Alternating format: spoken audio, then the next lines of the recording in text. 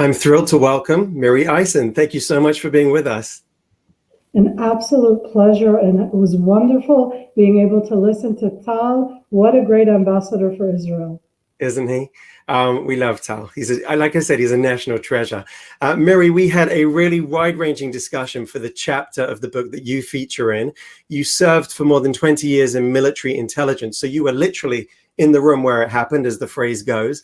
And then in 2002, you became the new IDF spokesperson to the international media. How did it feel to suddenly be thrust into the role as Israel's face to the world?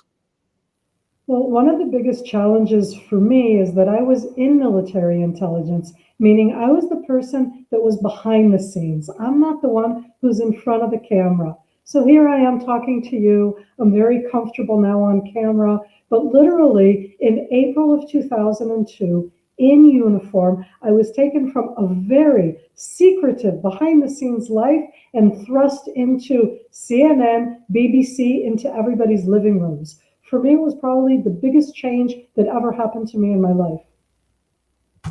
And you did it with aplomb. I got used to you, as I'm sure many of our viewers right now got used to you as being the empathetic voice, the sympathetic voice, and the strong voice of the state of Israel as well. Now, in the book, we discussed the concept of national resilience, and Israelis very much feel that they belong to a community. Now, that helps build resilience, doesn't it? I think that it's what makes all the difference in the world. If we take some of the examples, both of what's happening now and what's happened in the past, in Israel, even in COVID-19, which is a different type of resilience that we all need. But when we're talking about attacks from the south, now if it's about the terror balloons, if it was those knifings that were mentioned before, in any of the different time periods, Hezbollah up north, what really makes a difference inside Israel is that you know that if you live in a city, your neighbor is going to actually come and look out for you. The resilience centers inside Israel very much understand the fact that we have a community. Our community can be in our neighborhood. Our community can be in the town, in the city that we live. Sometimes it'll be, Michael, you have a few kids, it'll be the community of what we're going to call inside our schools, the families that we're with. But we most definitely have communities. And in that sense, I think we're very different nowadays from a lot of the other Western countries because we're so community-based. It's very much part of our Middle Eastern world. And I see this as our very big strength. It gives us resilience. We know somebody's there who cares about us, who asks about us, who's going to make sure that we're okay. That makes all the difference. And I feel like we also do more things together. For better and for worse, we grieve together, we mourn together.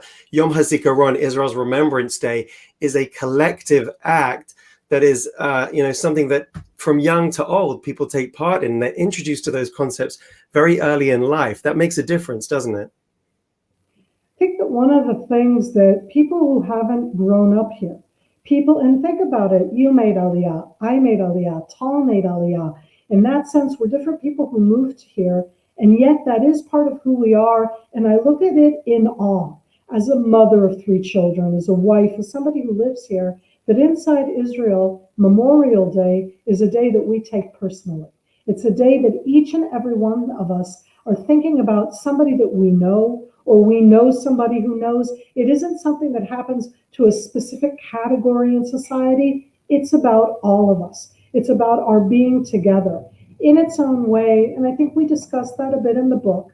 It's about this unwritten contract that we have inside the state of Israel, that we are very participating. We send our children to be drafted in the military. We support them. We're there for all of us. And we all collectively remember those who fell. They're the ones who gave us this country. They are part of what built us, both in resilience and in memory, and you know what? In keeping our heart, because we think about them, we understand how important it is to remember, not to forget, and to respect that memory. And you spoke to us about the difference between being a victim and a survivor. How does that play out in Israeli life? I think it's probably the biggest difference that I talk about when I talk to different groups in Israel and worldwide, as we do so much.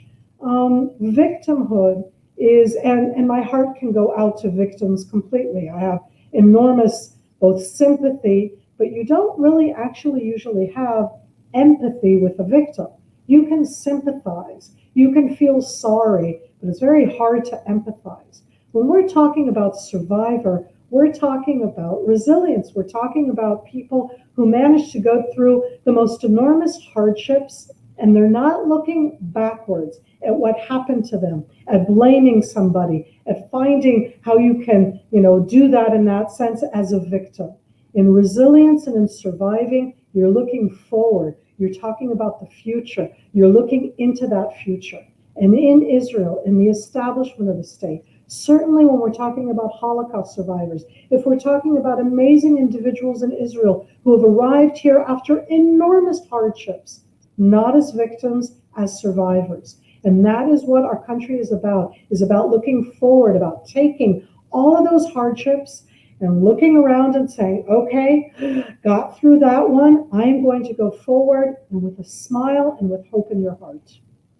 I should mention that in the book, we also profile Rabbi Israel Meir Lau, obviously an amazing example of survival after the Holocaust, and also Sherry Mandel, who talks about grieving for her son who was murdered in a terror attack. And the terror attack of Kobe Mandel was actually one of the reasons why Stand With Us began in the first place. Miri, you have love coming in from viewers in Scotland, Sweden, Germany, Italy, South Africa, in Boston, Annapolis, Boynton Beach, I hope I said that right, and Chicago, plenty more places as well. I want to put you on the spot. And, you've coped with CNN and BBC and others, so you can definitely deal with Michael Dixon. If I can put you on the spot and ask you, what is the key thing that you would want to teach people when you're telling people about Israel, an audience that doesn't know about Israel, a message for our Stand With Us students, perhaps?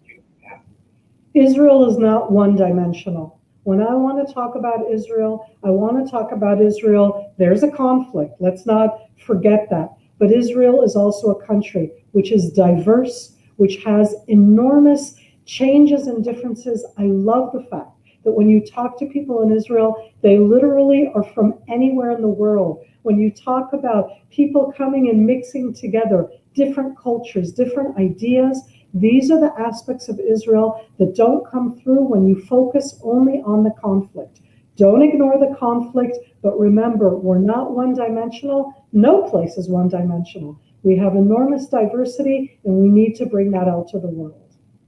It's such a great message. Miri, I want to thank you. You know how much I respect all that you've done. You're not just an amazing communicator, but you're a teacher, and an amazing teacher at that, which is the highest compliment I can pay anyone. Thank you for being part of the book.